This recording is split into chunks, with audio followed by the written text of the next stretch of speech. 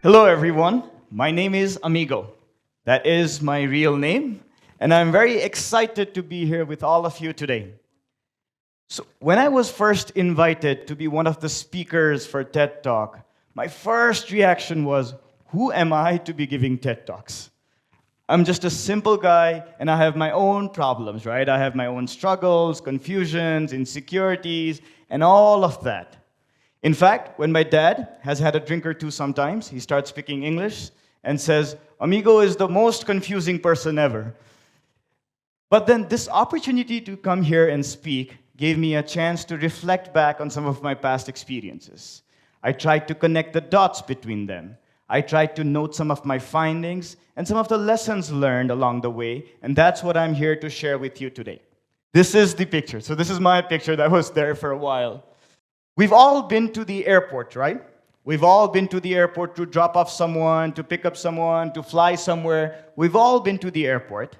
And there is something that deeply troubles me. If you've noticed, there are two lines in the airport, two groups in the airport. The first line is people like you and me, who are excited to leave the country. We found acceptance in one of the colleges in the US, UK, Australia, Europe. We're very eager to see what the future holds for us. We're also partly excited that we're going away from the family because finally that freedom and independence that we were looking for. Alongside that line, if you've noticed, there's another line, much longer line, almost 8 times as longer. This is the line of migrant workers leaving the country. This group is not as eager as you and I to leave the country. They're not eager to see what the future holds for them because they've heard horror stories coming from the very countries that they're now going to. They're not as excited for freedom and independence from family, but the very fact that they're leaving their families and being separated from them troubles them. And I'm no one here to say you should go or you should not go abroad. In fact, I knew when I was in 7th grade that I wanted to go to the US. So when I was in my 7th grade, 13 years old, my brother, my cousin, he was applying for US colleges. So I would help him with his US applications. And by helping him with his US applications, what I'm trying to say is packing his envelope, putting some pulmala inside the envelope, wishing that he would end up in Harvard. And guess what happened? He did end up in Harvard. I still believe it is my pulmala that took him to Harvard. At the age of 13, I was dead sure that I'm also going to go to the US. And so I started copying him. He had good grades, so I worked hard to get good grades. He had decent SAT scores, so I worked hard to get those decent SAT scores. He had launched a music magazine as his extracurricular, the edge that he had.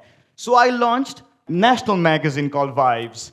So this used to be a newspaper founded by me and my friends. During our high school days, we would mix political issues, current affairs, but also with music, sports, and other entertaining stuff to circulate among the youth. But then I soon realized that by copying someone, you don't become them. Their success also does not follow you. I did not get into Harvard. In fact, I did not get into any top colleges with scholarship. I did get into Colby-Sawyer College, a nice liberal arts college in New Hampshire, United States, with full scholarship. I was very excited, but that excitement also only lasted for a bit because I realized it was not just me who was going to this college, but there were 15 Nepali with similar scholarships, similar tuition fees, wherever that were going to this college. But nonetheless, my American dream began. And as soon as I reached the US, I realized that there is something very funny about us Nepalese. All the while we're growing up, there's one conversation that happens. Bidesh kaile jane ho, ta kaha jane bhanera. All the while we're growing up in Nepal. But as soon as we reach there, we realize the conversation shifts to Nepalma ke garnu paryo, ta Nepal kaile farkine. And I found that very funny. But that bug also did bite me.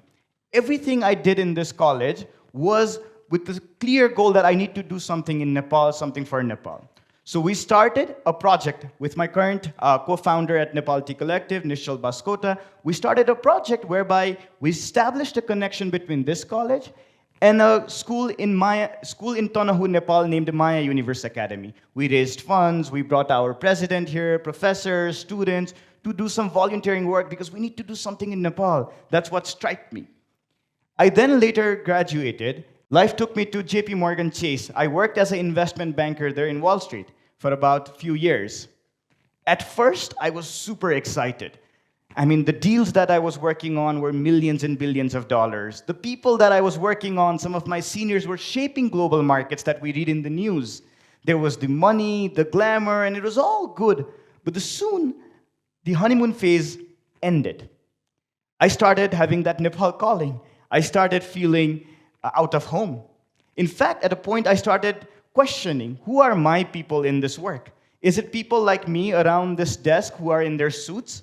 Or is it people who are wiping the windows or cleaning the floors because their stories are very similar to my stories and where I come from? So I quit that job and came back to Nepal. Again, I came back to Nepal for myself. I'm no savior, nothing. I just came back because I wanted to be in Nepal. And everything I've done in Nepal is basically catered to those two lines in the airport that I talked about earlier. So my first company that I co-founded after coming to Nepal with some of my seniors was Upay City Cargo. It was a logistics tech startup. It still is. And what this Upay created was a platform for young people like you and me to be in Nepal and run a startup quite reminiscent of what we have heard in Silicon Valley or elsewhere. This young team, and obviously there's lots of beers and everything, it's a typical startup grind, this young team faced a lot of challenges. There was the pandemic, COVID was happening at that time. There were regulatory issues, funding crisis, and all of that. But what really pulled us together was the impact that we were creating. We were creating thousands of jobs for truck drivers and bike riders, the delivery partners, who were earning a decent living in Nepal through us. I still remember there was someone who would come with a Korean language book in his hand, a driver partner. But soon he let go his dream to go to Korea because he found decent dignity and income in Nepal to stay here. And directly catering to those two lines at the airport. One, for people like you and me to be in a startup and revolutionize things. And two, by creating impact and shortening the other longer line as well. Currently, I'm a co-founder at Nepal Tea Collective.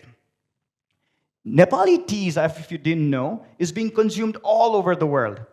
Everyone loves Nepali tea, but it's just that we don't have access to market or a proper branding know-how so that it's being consumed as Darjeeling tea or Assamese tea and so forth.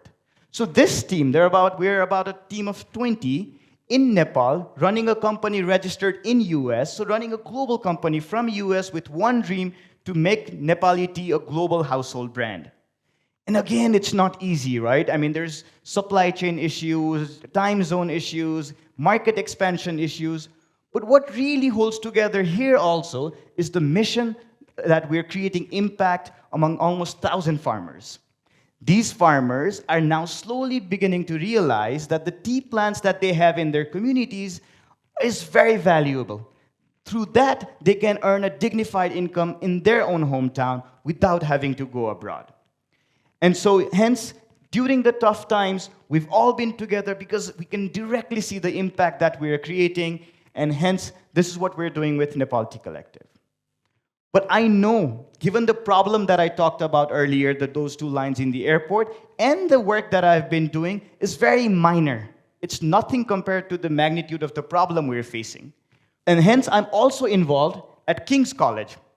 We have a program called Communiversity, through which we try to instill entrepreneurial mindset among students. Why entrepreneurial mindset? Is because whether they go on to become doctors or policymakers or entrepreneurs, they become problem solvers in their own fields. They become problem solvers. And so that the next generation of youth will create additional companies that will create endless job opportunities so that people could have a dignified income at home again. Now, as we envision the future, right, going off the theme of this TED Talk, it's not easy. We live in a time where there's global wars going on. We hear that AI is going to completely disrupt how we work. Gen Zs like you are coming into workplace and redefining the concept of work and the meaning of work. So it's very difficult to navigate the future.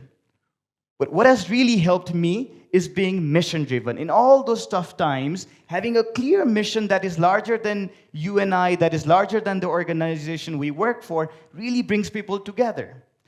And recently I did my master's at London School of Economics, and my professor, Professor Paroma Bhattacharya, used to constantly cite this line. She said, "Marry the problem, not the solution." I'm married to the problem of those two lines at the airport. Of course, I'm also married to my beautiful wife, Vipashri, but I'm also married to this problem of those two lines at the airport. And whether my ideas change, interests change, the brands that I work for changes, or the technology that I use changes, I'm still working for that same mission. And again, even after finding this mission, vision, entrepreneurship is extremely hard. You might have seen this chart, right? Like it's a classic chart that describes the life of an entrepreneur, right? One day you feel like you've figured it out and you're top of the world. The next day you feel like you don't know anything and you're worthless. This constantly happens. No one has figured it out. And anyone who tries to glorify entrepreneurship is lying. It's super hard. And most of these things are out of your control. You can't dictate. There are external forces into play. You can't dictate how the curve should be. But what is in your hand as a leader, as a purpose-driven leader, is you can dictate the slope of the curve. Whether you want the slope of the curve to be this, flat, or upward facing, is, I think, what is in your control. Now, this last year, almost 10 lakh people left Nepal for job opportunities or educational opportunities. And that's sad. But there is also hope. No matter where Nepalese are, there's one conversation that constantly happens. Nepalma esto garna payo huन्थ्यो, Nepalma yo गर्नुपर्छ, and all that, like we could do this in Nepal and that in Nepal. I know most of it might be guff. But the very fact that we're talking about these things, the very fact that we're constantly owning up the project of developing Nepal as our own individual mission is something I don't see amongst my other foreign friends. For example, I have never heard any of my foreign friends say, oh, I need to do this in Italy to develop Italy, or I need to do this to create new Vietnam. I've never heard of that. I really feel it's a Nepali phenomenon. And no matter where they are, we've seen when there was earthquake or COVID, individual people stepping up. And as we envision the future, what I believe is it's people like us, common people doing what we can from our own capacity that's really going to act as the catalyst of change so that one day in our international airport, the line in departure is much shorter and the line in arrival is much longer. Thank you, everyone.